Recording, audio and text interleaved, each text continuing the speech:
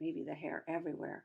My heart beat fast, and I thought it was Tommy and his friends because I didn't believe stories about monsters or ghosts. But it wasn't Tommy. The animal was 5 feet from me, half in the creek, half on the bank. It was definitely not a dog. It was definitely not any animal I ever read about in Miss G's class or in any other class or in any book.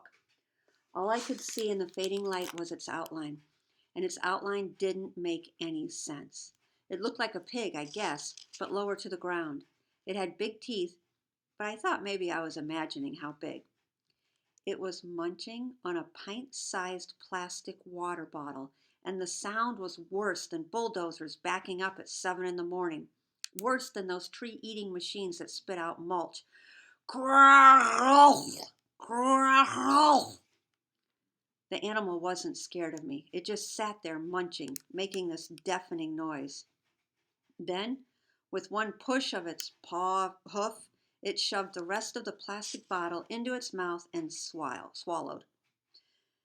Wild animals don't eat plastic. What was this thing? I could still hear Tommy and his friends playing. They sounded farther away now.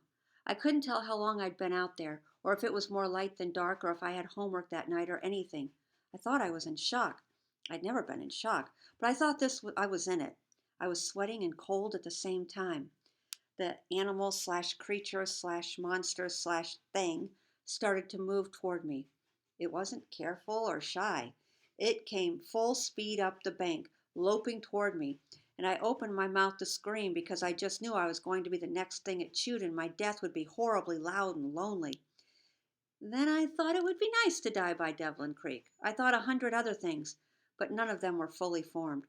The thing came straight for my torso and opened its jaws. I was frozen. I looked at the sky, and I still couldn't tell if it was more dark than light. I couldn't really see a thing as it attacked me. Maybe I'm blacking out. Maybe it already bit me and sucked out my liver or something. Then, the noise. It was different this time, like he was using a different kind of teeth to eat my liver. Bernadette told me once about out-of-body experiences. It's when something bad is happening and your brain or your soul or whatever leaves your body and you can watch what's going on from above. I couldn't tell if that's what I was having. Maybe when a weird animal started eating your liver, this sort of confusion was normal. I felt it pressing against my side. When I looked down, there was blood all over my sweatshirt, and the animal was tugging something from my insides.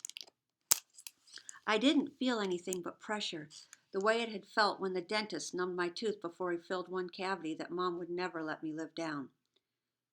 Finally, the animal pulled away. It had yanked my plastic bag out of my pocket. Once it got the bag, it sat down right next to me like it was some sort of Labrador retriever. No tail, just a nub, but it wagged all the same. While it munched on the bag, I felt my side and I was pretty sure I still had my liver. I remembered where the blood was coming from and found the wad of tissues I'd dropped by my side. I didn't hear Tommy anymore. It was definitely more dark than light. I had no idea where my flashlight was. I felt around, but it wasn't on the creek bank, and it wasn't in my pockets. The animal nudged me. I reached out and touched it. It was totally, unquestionably, certainly, worryingly not a dog.